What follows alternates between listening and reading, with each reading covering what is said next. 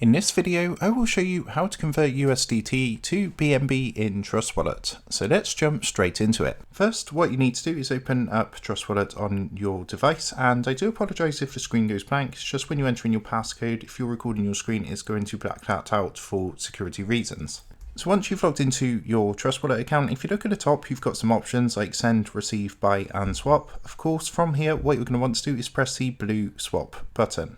Now on the next screen, what you want to do in the top box up here, you can see I've got ETH Ethereum. You want to press onto this and change this to USDT. So you can press that into the search box and you'll see at the top we have USDT. So I'm going to change it to that one, and underneath the BTT, I'm going to press onto that and just put BNB into the search box and then select BNB from there. Now what you need to do is just put the amount of USDT you want to swap. So in this example, I'm just going to put 5. And as you can see, it's going to tell you how much BNB you're going to receive. There are some further details at the bottom, such as if there is a provider fee and the quote as well. So if you're happy to go ahead, what you need to do as well with USDT, you need to approve that before you can swap it. So what you want to do is approve it first by pressing the blue approve USDT button. That's going to take you across to a smart contract call. Now at the moment I don't have any Ethereum in my account, but what you want to do is basically go ahead and authorize your USDT from here. And once that's done, you can come back to this screen and the preview swap button will then be highlighted.